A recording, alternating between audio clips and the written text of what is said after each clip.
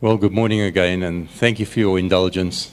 This isn't the type of thing that happens regularly. It's the first time over many years of introducing Investment Analyst Society presentations that something like this has in fact happened.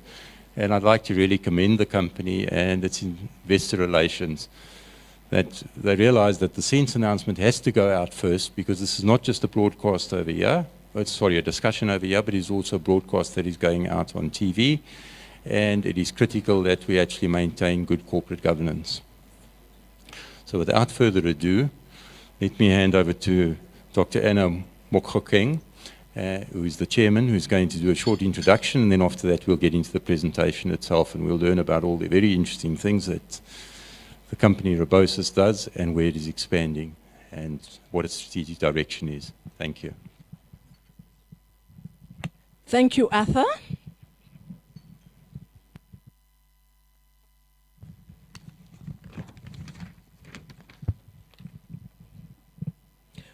Once more, we apologize for the delay, but I'm sure you'll soon realize it was worth waiting for. Good morning, esteemed members of the Investment Analyst Society, our investors, colleagues, ladies and gentlemen. Thank you for joining us today as we present our company's annual results for the year ended 31st August 2015 to the market. Arthur has already introduced me, but for those who are hard of hearing, I'm Dr. Anna Mokgokeng, and I'm the chairperson of Rebosis Property Fund. And on behalf of the board of directors, it gives me immense pleasure to report yet another set of robust results in an increasingly challenging economic environment.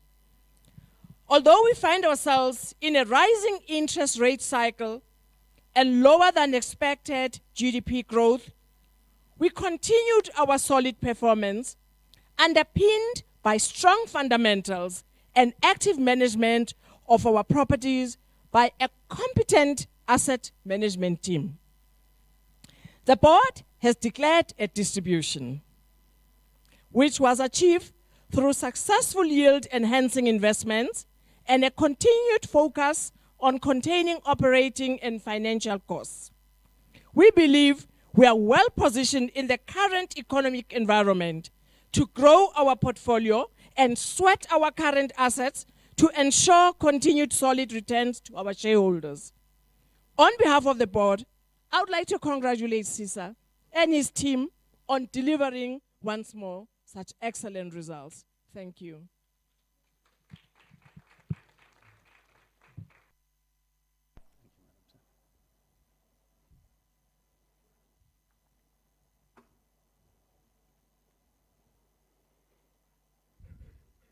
Good morning, ladies and gentlemen. Thank you, Chair. Thank you, Arthur, for the introductions. Good morning to our viewers out there as well. We are pleased to announce an excellent set of results this morning. I'm going to stand here for about 5 minutes and I'll hand over to my colleagues. Mike will take you through New Frontier results very quickly. And then Camille will also take you through Ascension results. And then I'll come back to deal with the Rebosis results. But I'll take you just through our highlights.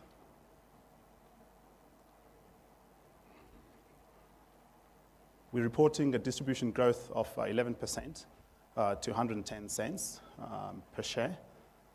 Our assets under management have grown by 29.5% in the reporting period to 9.8 billion.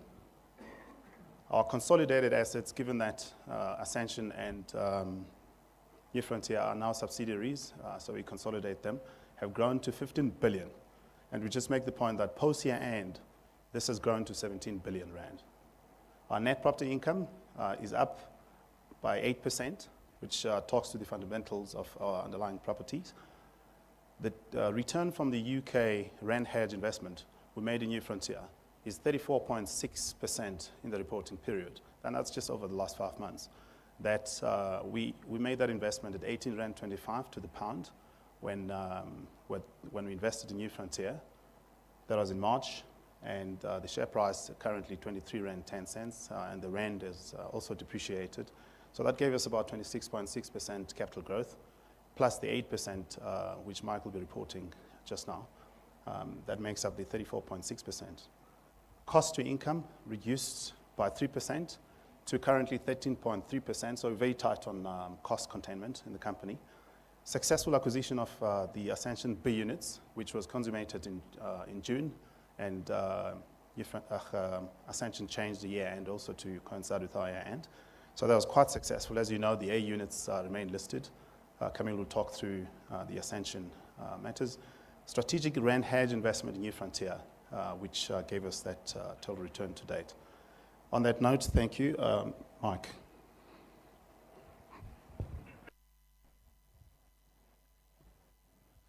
Good morning, everyone and viewers.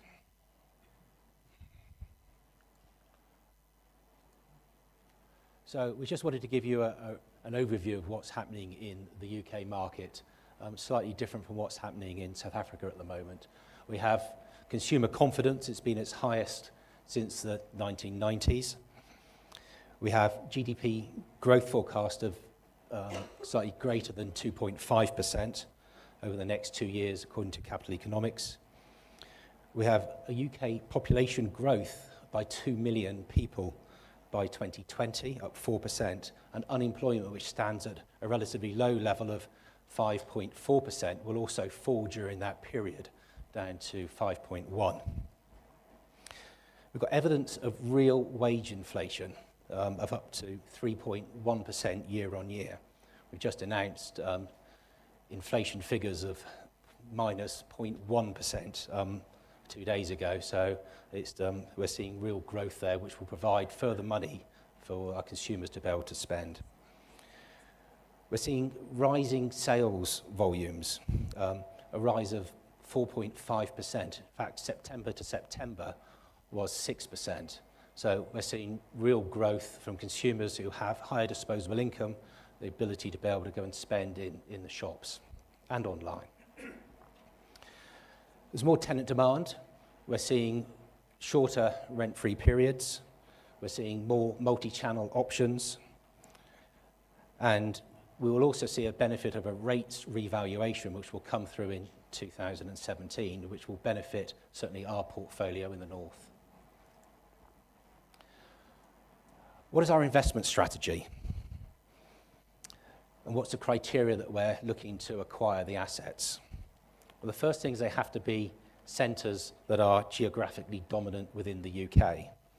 And we were aware that some of our shareholders and investors and perhaps analysts haven't been to the UK for some time, although an awful lot of people have been at Twickenham recently watching some of the rugby. That actually we wanted to explain a little bit more detail about how shopping centres have evolved. And we asked Colliers International to do a research paper, which I believe you all have in your booklets, which we're not charging for, but it's something that we thought that was important so you can understand how shopping centres have evolved within the UK, why retailers still want to be there, why shoppers want to be there. And that's very much part of our analysis when we're looking to acquire centres. We have a minimum lot size of 160,000 square feet, so we've got critical mass. Our centres must have asset management opportunities. We're going to be buying good quality centres that also have asset management opportunities. We're not buying centres that just have asset management opportunities. So that's very important because we're very much an income driver. Our business is all about income and income growth and sustainability of that. We're looking at quality and location of asset. Very much within the UK, we have a very good public transport system. People do drive, but the transportation system is very important. We also have planning laws that very much focus on the town centres. We've got to make sure that we have an asset that's fit for purpose. We want quality tenants, and we want rents that have been rebased. Since the peak of the market, rents have been rebased by about between 25 and 30%. So we are buying assets that we understand what the true ERV is today. So that's very important to us. As a business, we have just converted to become a UK REIT. That is very important. It's something we set out with when we floated and raised our first capital. That means that we have to distribute 90% of our property rental income profits that we earn. So as very much paying a dividend is very much what we want to do. We plan in the next 6 to 12 months to go onto the main listing on JSE to add further liquidity to our shareholders. The highlights of the year. Well, firstly, we set up a new business just over 5 months ago. We said that we would deliver a 7% distribution yield. We've delivered that. We've also delivered that on a come dividend basis, so shareholders that came into the Blackpool transaction who subscribed when we acquired Blackpool will get the benefit of the 7% distribution yield. Annualised net income is up 3.2%. Annualised void costs are down 9%. That will feed through to our profits going forward. We have 100% retention of our tenants where they have an opportunity to walk away from our centres. So that just shows very much how they want to be there and our ability to be able to keep them. But also, when we've been doing new lettings, core lettings, we've seen growth above our ERV of 5.1%. And also, we have quite a lot in the pipeline. We have 40 new leases in the pipeline that will improve our NOI, which will help our distribution yield going forward. Financial highlights. Distribution amount is 3.05 pence. And we have assets under management of 180 million. Net property income of 5.37 million, which is really for the first 4.5 months of this year. Occupancy is about 95%. Cost to income ratio of 15%, which is fairly standard for retail centres. I put gearing. You have gearing, we have loan to value in this particular way that we analyse things. We're at 57.7%. We have a 5-year interest-only facility from HSBC.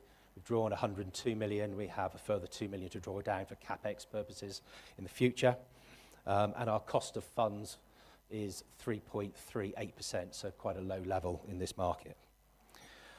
Our dividend yield, as you said, is 7%, but when you take into the depreciation that you've seen in the rand, that's equivalent to 15%, which is 8.1%. Income statement is relatively straightforward, and I'm sure that you'll be able to go through that at your leisure. But we hit forecasts of the 2.75 million that we said we would do when we came out to raise capital when we started the business. Balance sheet, some extracts from there. Shareholders' equity is 81 million. NAV 0.78. That's with establishment costs, etc., as you would expect to see at this stage of our current business. And shares in issue now are 152 million. A little bit about the portfolio. Some highlights. The net initial yield of the portfolio is 6.55%, an equivalent yield of 6.38%. The WALT on the leases is just over 10 years.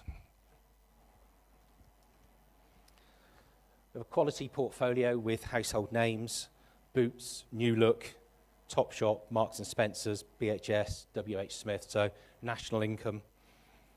We have an average square foot. It's not something we use in the UK, but I believe it's something that investors like over here, of £15 a square foot, which is affordable in the UK.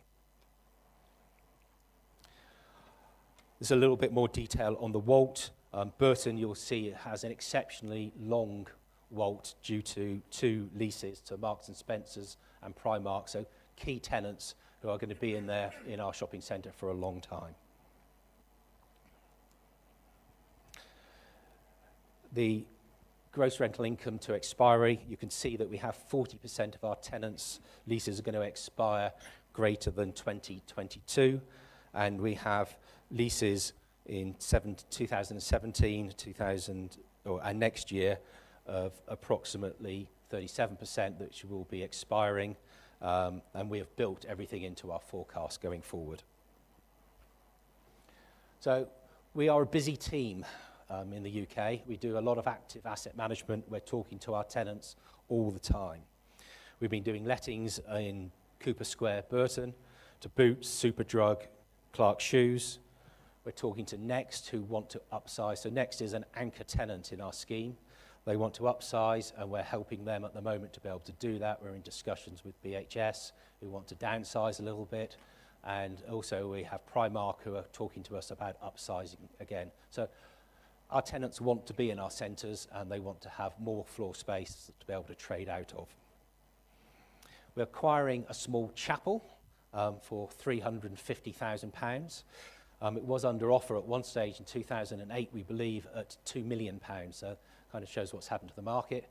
We have a national tenant, Edinburgh Woolen Mills, who want to take a lease on that. So that will be producing a circa 10% return on cost.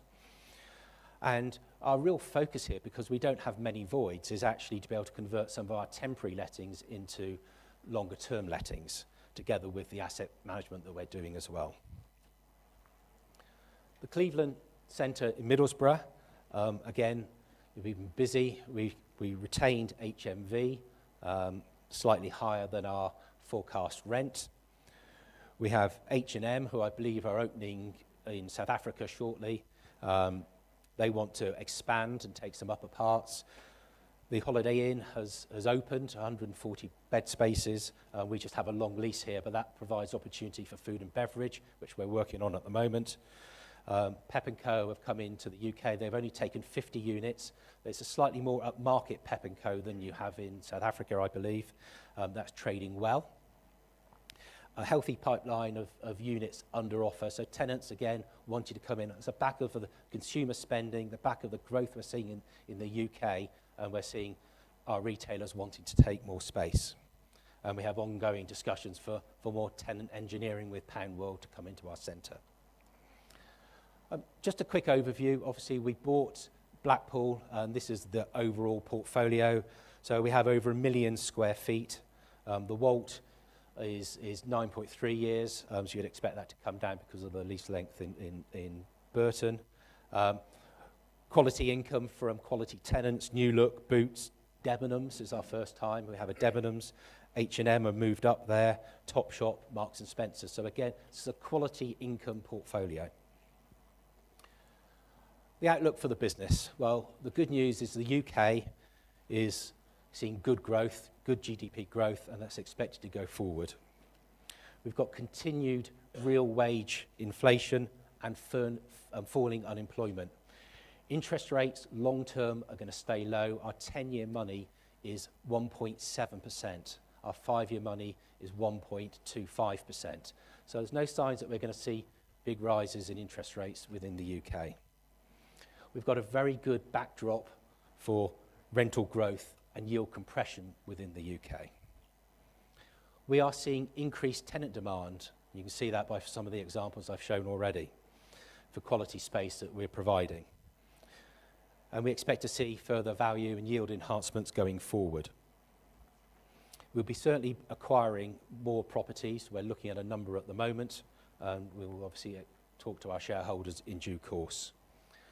We're pleased to be able to provide a forecast on our dividend growth going forward, and we expect to see our dividend grow by somewhere between 7 and 9%. Thank you for listening with me today, and I'll pass you over to Camille.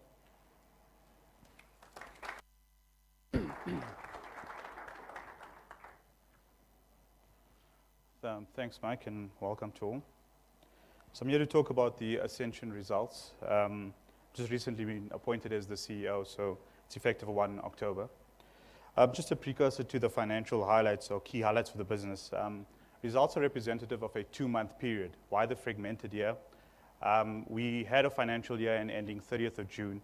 However, Ascension decided to, obviously, in context of the group, changed the year-end reporting into 31 August. So as a result, we're only reporting on 2 months. There also was a clean-out distribution, as most of you are aware, that was published into the public domain. The clean-out distribution was representative of the Rebosis acquiring Ascension. Rebosis acquired or had the intention to acquire 100% of Ascension. The B shareholders voted in favor. However, the A shareholders voted against. What did that mean for Rebosis? It acquired 59% of the company. So some of the key highlights. For the 2-month period, there's an annualized distribution growth of 10.3% on the B shares. Obviously, the A shares get to enjoy the full 5% year-on-year growth. Annualized, as in the 2 months taken as a comparative to the prior year. I think importantly to highlight, though, is that if we take the 2 months compared to the exact 2 calendar months in the 2014 year, year-on-year growth is 21%. There was a first interim of 2014 being behind forecast, which was normalized in the second half of the year. So as a result, 10.3% annualized distribution growth. That's complemented through a net property income growth of 10%. Vacancies, well done to our asset management team. There's been a concerted effort by the team to drop the vacancies across the portfolio. If I just use the June 2014 as the reference point, it was 8.5%. That came down to 6.5% as of our 2015 June, and currently sitting at 5.8%. So it's a key focus of the asset management team to drop the vacancies. There are still vacancies, of course, and this will be a priority and focus for the team. Assets under management, 3.8 billion. That compromises 29 properties, and I'll talk through a little bit more in the detail of the properties. In terms of 3.8 billion, that remained consistent as in what was reported 30th of June 2015. Obviously, because it's a 2-month reporting period, we used the independent valuation performed at that point in time. If I do a full year comparative, the portfolio has grown by 3.4%. It was 3.7 billion in the prior year. And then the portfolio continues to enjoy a good cost-to-income growth, a cost-to-income ratio, of 11.8%. So just some of the financial highlights, as I've mentioned. The A shares, the distribution will be 7.3 cents. That's just for the 2-month period ending 31 of August. That represents a 5% growth. The B shares equates to 4.56 cents per share. That's annualized at 10.3% growth. Market cap is 2.6 billion. Important to highlight that as Rebosis acquired Ascension and acquired all of the B shares, the B shares were suspended in terms of its trading by the JSE. I'll talk a little bit more in terms of what our strategy in that regard is, but that market cap is representative of the current share prices. The B share valued at the price that it was suspended at. I've spoken about assets under management at 3.8 billion, and vacancies obviously is a key area. Our weighted average cost of debt is 8.1%. There is some debt that is coming up for expiration.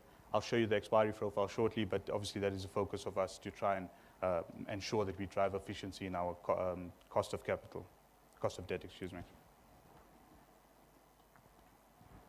Distributable income statement, just some top highlights. 67.3 million rand as it currently stands in terms of property income, net income of 57.3 million, and distributable earnings, which represents the 7.33 cents for the A share and 4.56 cents of a 39.8 million rand absolute value.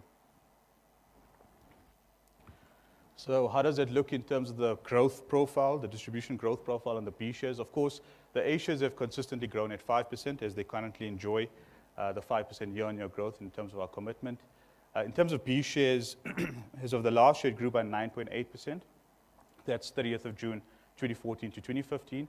And as it currently stands for this 2-month period, it's a 10.3% annualized growth. Some of the balance sheet extracts. I've spoken about the value of the properties at 3.8 billion. Cost of debt is 1.5 billion. Obviously at a cost of debt of 8.1%.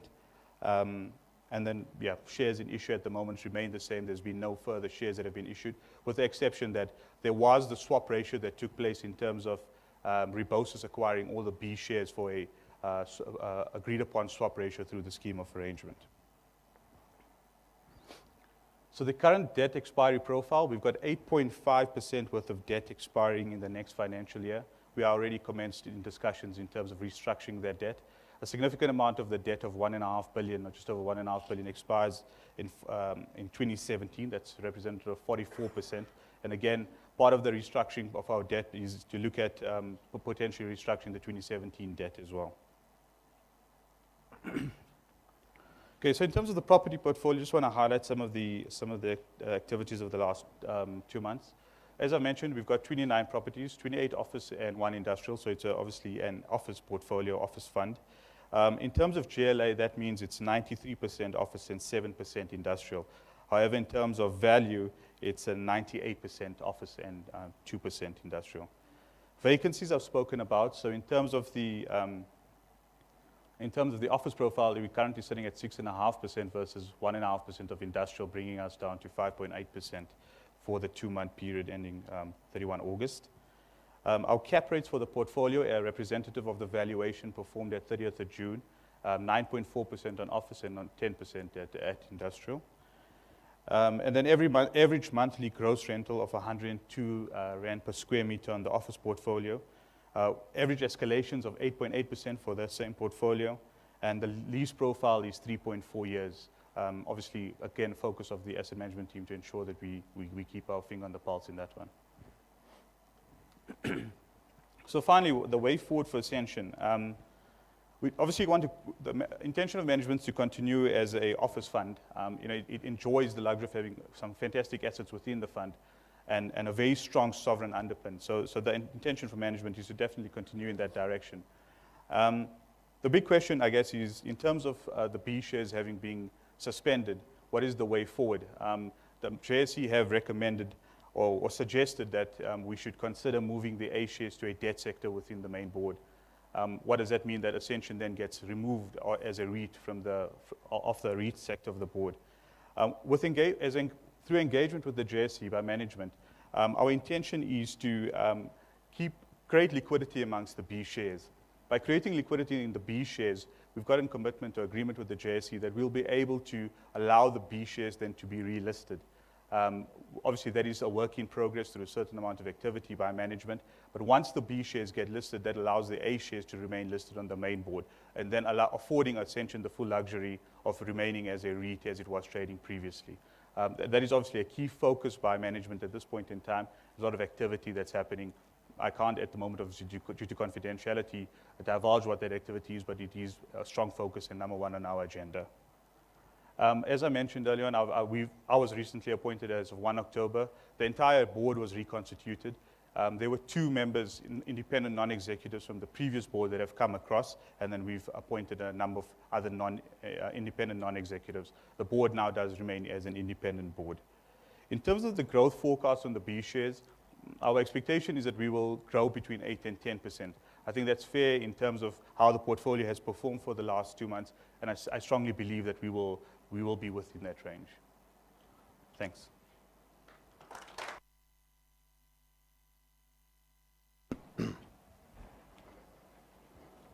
Thanks, Camille. Thanks, Mike.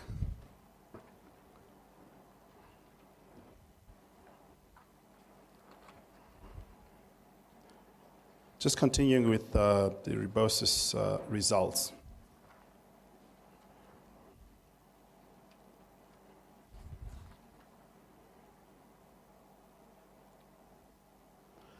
So some of the milestones that we've achieved in the last 12 months, they include the Blue Street bridge link that we completed, linking the east and the west wing of the Blue Street, creating more fashion and introducing more fashion on the east side. As you know, it was more furniture and banks and that sort of thing. So we closed out all the furniture and introduced more fashion. The only aspect that's left is for the ShopRite to change the U-Save into a ShopRite, which will happen in the new year. We anticipate that to complete by June, but the bridge is complete. Tenants are open, some amazing tenants that have open national tenants. Accelerated book build that we did in January of 565, which was 2.5 times oversubscribed. In February, we started the Ascension process of acquiring the remaining linked units through a scheme of arrangement. As you know, the voting took place. We got the B units, and the A units were not voted, and Camille just spoke to that. We, in March, did the investment in New Frontier for 1.2 billion, which gave us effectively 62% control of New Frontier. We then thereafter in April did unsecured DMTN program for unsecured debt. We had a rating for the unsecured debt of A-. On a successful debut, we were able to place 440 million rand in the market of that debt. And then in August, we had the successful scheme of arrangement effective, which gave us 59% control of Ascension. So the structure of the group now looks like this. So 100% of the portfolio, which makes up of the 19 properties, 14 retail properties, 1 industrial property, and 4 retail assets, which is Hemingway's, Dansani, Sunny Park, and Blue Street. 100% of the Ascension Menco, which you'd recall we acquired last year for 150 million. 59% of Ascension properties, Camille just spoke to this, 29 office properties, mainly let to government tenants. And then 62% of New Frontier, made up of the 2 properties as at the reporting period. They've since taken transfer of Blackpool, and they have 3 shopping centres now in the UK. Distribution growth history. We've continued on a path of growth, and to date we're reporting the 11% growth, which is an annualized 110 cents per unit. Financial overview. So distribution up at 11%. The assets under management, 29.5%, making up 9.8 billion from the 7.6 billion. Net property income up 8%. This talks through our fundamentals. We'll walk through now the income statement, which is made up of the 603 million rand.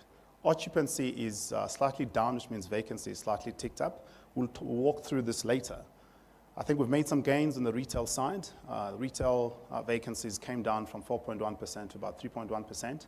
And on the office side, that's where we've had an uptick on the vacancies from 1.3 to 3.1, largely because of a revenue building in Maritzburg, which was under a rental warranty, which management had hoped it would be let before it came out of the rental warranty from the vendor. It hasn't been, and it's in the process of being, in the next few weeks, it should be finalized. But as of the reporting period, that's the occupancy rate. Cost to income ratio, we've come down to 13.3%, which is quite, it's something that we watch very closely. Is it sustainable? We believe it's sustainable going forward. Gearing has come down to about 36.5% from 38%. Largely because of the equity raise that we've done. So we've achieved that, notwithstanding that we've actually increased our assets by 29%. Cost of debt has gone up, largely on the back of the interest rates cycle that has gone up. We've done more fixes in the process. I'll take you through that later. Distributable income statement. Extract, we spoke about the 8% to 603 million rand. Underpinned by very good growth in our rental core income and the facilities management. You'd recall that we report the facilities management on a net basis, and it's largely the NPA component of the facilities management. We've got that lease ending in 2017, and we're quite confident they actually wanted to buy the property. You'd recall at some point that they'll continue to stay in that property, and as long as they're in the building, that facilities management income stream should continue. Operating costs, well contained. We've only had 3.6% growth in an environment where inflation is slightly ticked up higher, etc. But we've been quite strict when it comes to our operating costs. Income from acquisitions, asset management fees. This is the Ascension Menco, that income. We've got an interest cost against that on the 150, as you'd recall. And then the balance is the admin costs that goes out to the asset management. The anticipated distribution from the New Frontier and Ascension, 139 million. Those are the two that make up of that. We'll break this down later for you. Antecedent interest, 62 million, largely because of the equity raise that was done, which entitles those shareholders to the distribution, full distribution. So that gives you distributable earnings of 572. Our net finance costs have gone up by 19% to 260 million, largely because the gearing into the investments we've made into New Frontier, etc. Our number of linked units have gone up with the equity raises that we've done to 518 million units from 386, effectively. So this was something that was quite interesting. A lot of people raised it, analysts raised it, so we thought we'll just paint the picture for you. The investment yield of New Frontier when we invested in New Frontier in March was 7%. Now, because New Frontier is a very good rand hedge for us, and with the movement of the rand, that has translated to 8%, as Mike reported. The cost of capital for that was made up of debt and equity, but the average cost was 9.2% in our hands. That 2.2% differential was a dilutionary cost in our hands of 22.4 million when that investment was made. Net income drivers, this is the first slide we're putting, first time we're putting this slide, given we're a group now. So 81% is our direct property under Rebosis company. So that comes directly from the 19 properties that we own. 9.9% comes from Ascension, effectively, and 8.9% comes from New Frontier. Now, because that 8.9% in New Frontier didn't cover the full 12 months, so we've annualized it for you, and that is 18.3% effectively. And Ascension moves to 11.8% because we only took the balance of the Ascension units from June, effectively. Before June, we were at 32%, and we went up to 59% of overall company, which is 100% of the B units. So on an annualized basis, had we had those investments for the full year, Ascension would have been 11.8% and New Frontier 18.3%, which then reduces our direct property contribution to 69.9%, which is 70% effectively. Secured borrowings. So borrowings have gone up, as we said, from 2.9 billion to 3.6 billion. These borrowings exclude the post-year end activities for the further investment in New Frontier in Blackpool. Of the facilities available, very close to that number of what we've drawn down. Average interest rate, as we said, it's gone up to about 8.2%. Our gearing ratio has come down, which is quite interesting. I think a lot of people thought, given the investments that we make in New Frontier, etc., we're gearing higher, but in fact our gearing has come up. Naturally, our value of our investments with the revaluations have also gone up, which helps our gearing to come down further.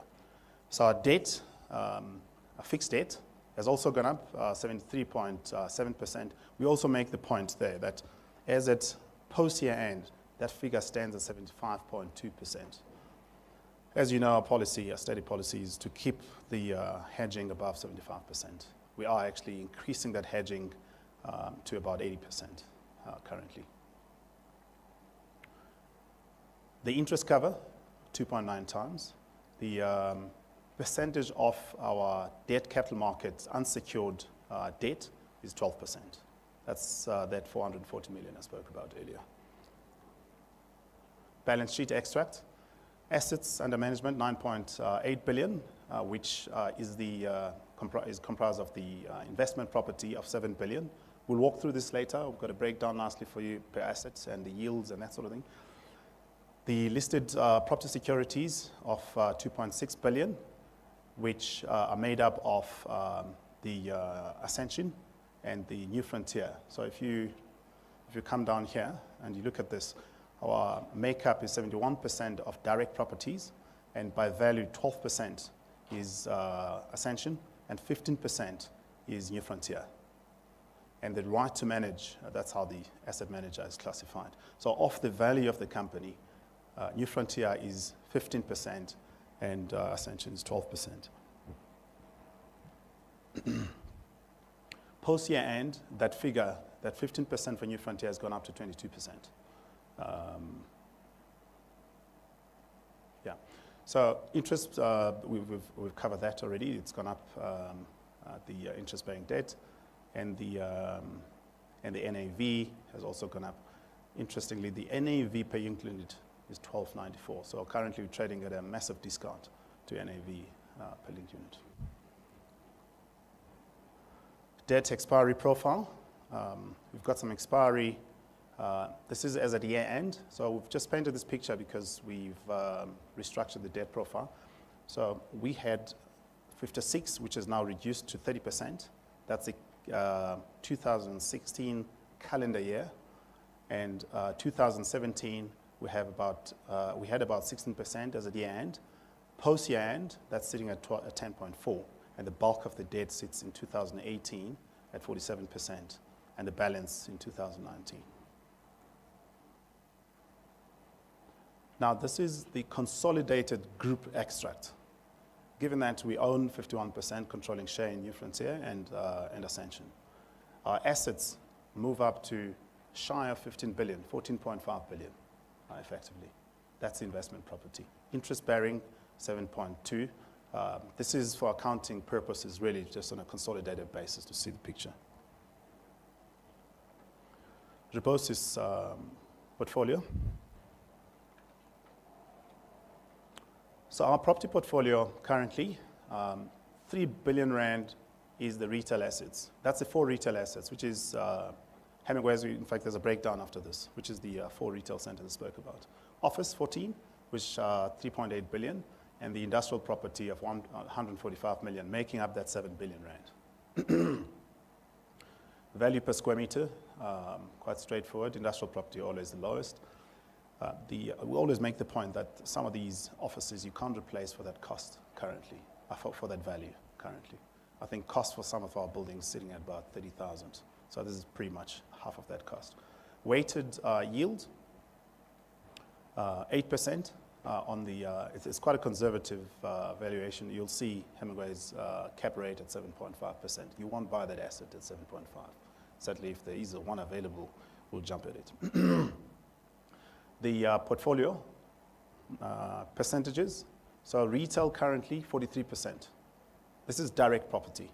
I also make the point that if you combine the group now, our Ascension and the New Frontier investments, that retail moves up to 49% with the New Frontier.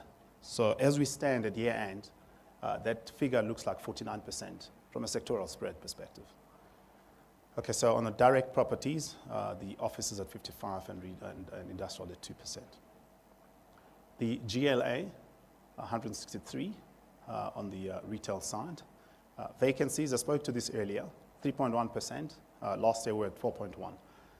The office is having ticked up because of that revenue building in Maritzburg that we're hoping to close very soon from 1.3 to 3.2, which gives us the average. Average monthly rental, 128 on the, this excludes utilities, so it's just your gross rent plus operating costs at 128.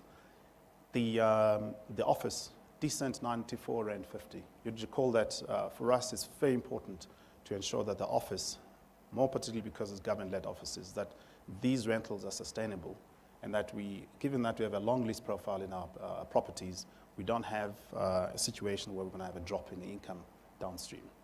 That coupled with the escalation rates. So if you look at escalation, decent 8.6% on the government side. So we shy away from 10% escalations and things like that because then you're just inviting a problem later. On the retail side, average escalation, 7.4%.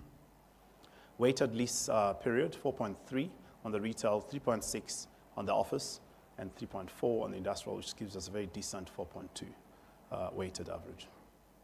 Net to cost income ratio, 16.4 on the retail side. This is on a net basis. On a gross basis, that figure looks like 26%. And on the office side, 11.4%.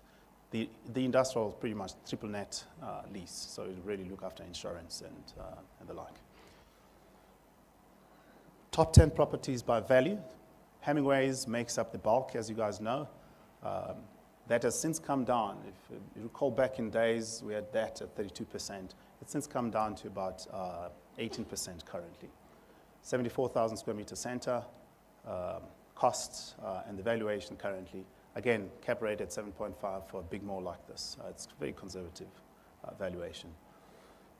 Followed by Sunny Park, 27,000 square meter center. Again, a good cap rate. It's the same cap rate we acquired the center for. Followed by Salu Building in Pretoria, Liberty, Blue Street Mall.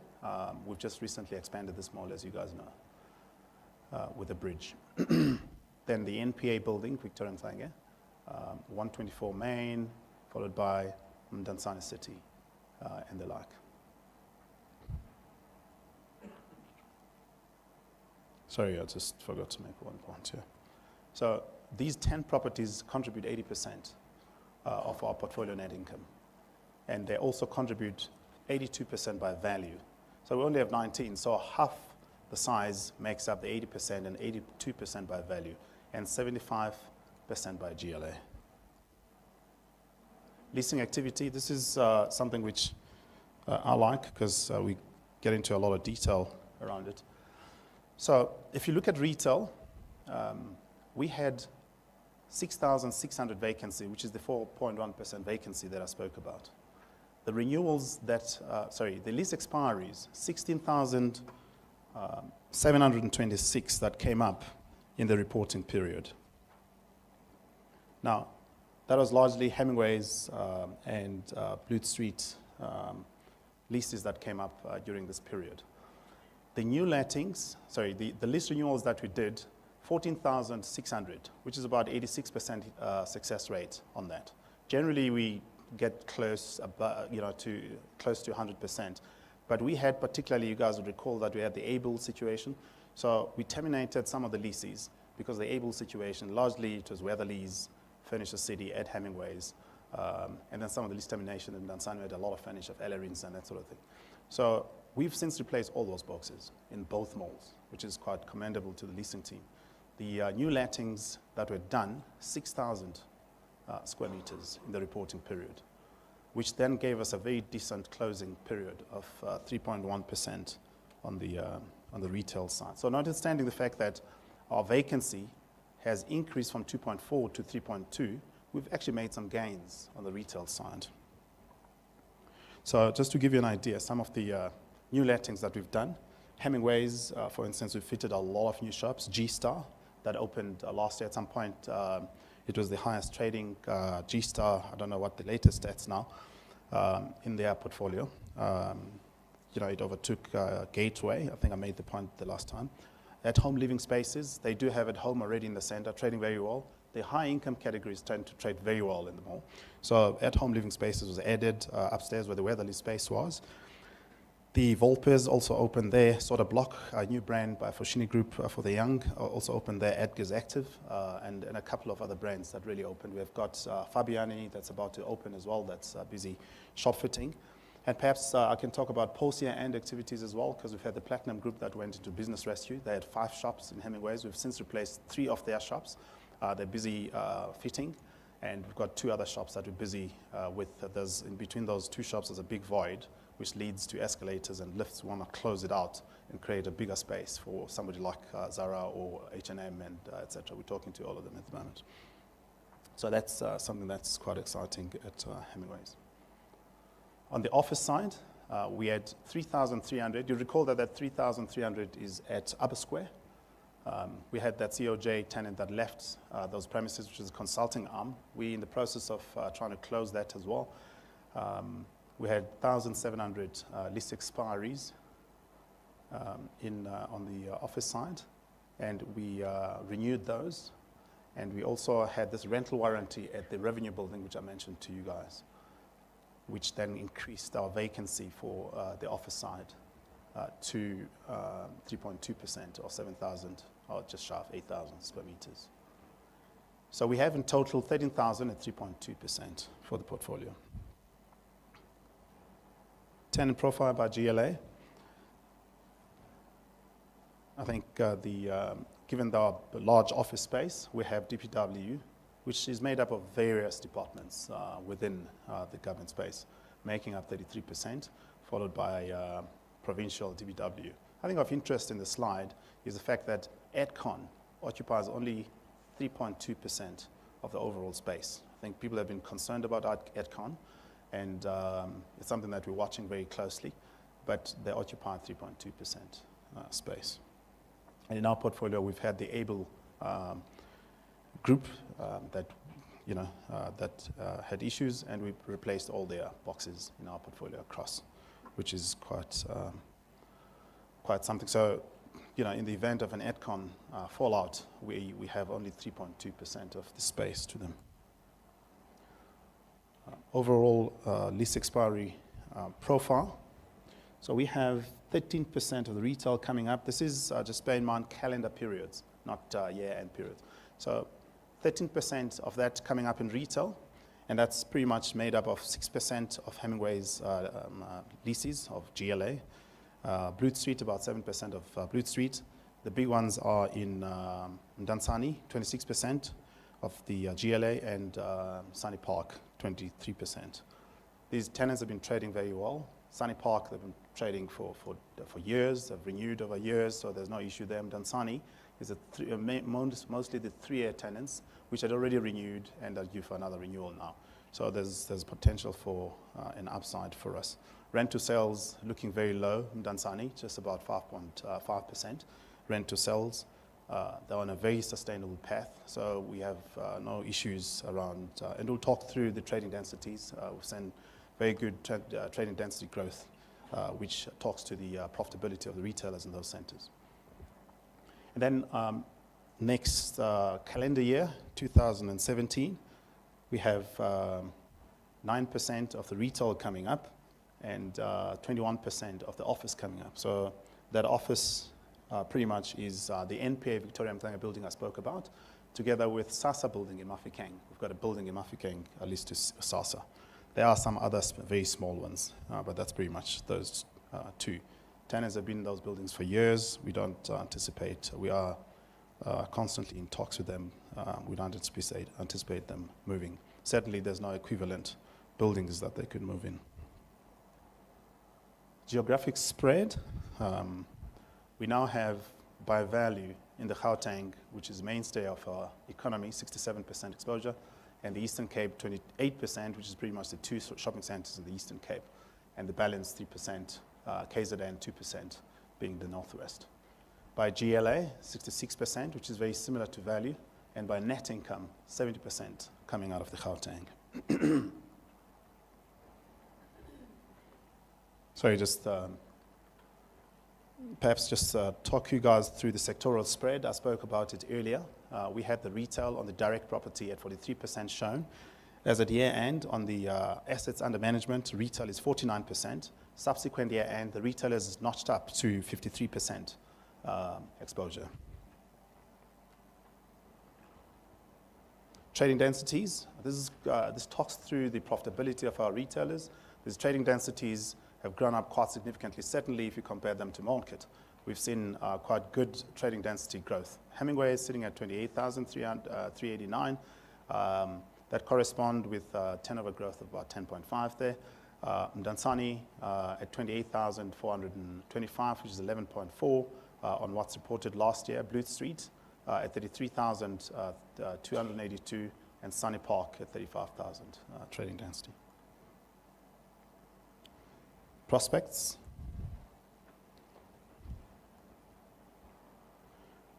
Our portfolio fundamentals remain very strong. Certainly, we've seen good rental growth in the reporting period. We've seen cost containment, which boosted our net income quite strongly. Improved scale and liquidity from New Frontier and Ascension. We believe that with the scale that we're able to get and the growth that path that those 2 subsidiary companies are in, we'll be seeing more scale and liquidity growth into Rebosis as well.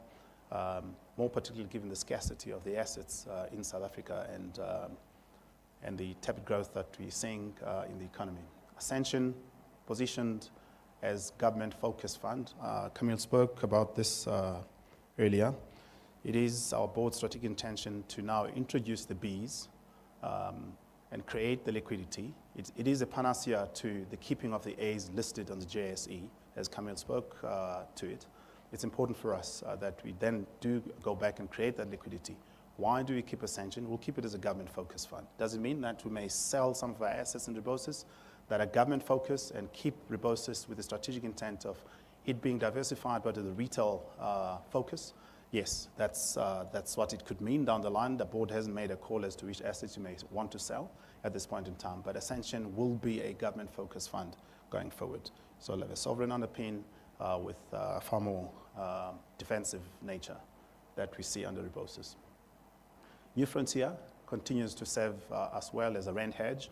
You've seen from a distribution perspective that's come through, and certainly from a capital appreciation perspective.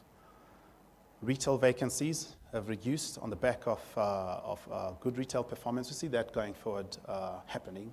Certainly we're busy with a lot of new tenants on the back of very strong tenant demand in our shopping centres. I didn't talk about the actual vacancies in these shopping centres. If you take where Hemingway's started in the reporting period, prior to the reporting period, the Hemingway's vacancies were sitting just shy of 6%. They're now sitting just shy of 4%.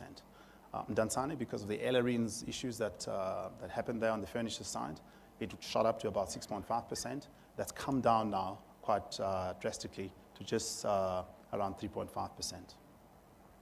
The Blue Street has 0 vacancy, and Sunny Park is about 2.5% vacancy. We're seeing a lot of tenant demand, so that we see that going forward coming down nicely. Distribution growth focus of between 8 to 10%. And that's my presentation. Thank you very much. I suppose what I'll do is if we'll have 1 or 2 questions. We've run out of time, unfortunately, we started late. We are available thereafter on one-on-one. Thank you.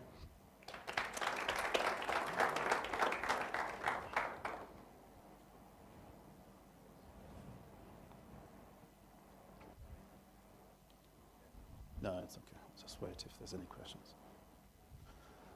Okay, in the absence of any questions, I suppose we are available, the whole team, let's chat on one-to-one during tea. Thank you very much.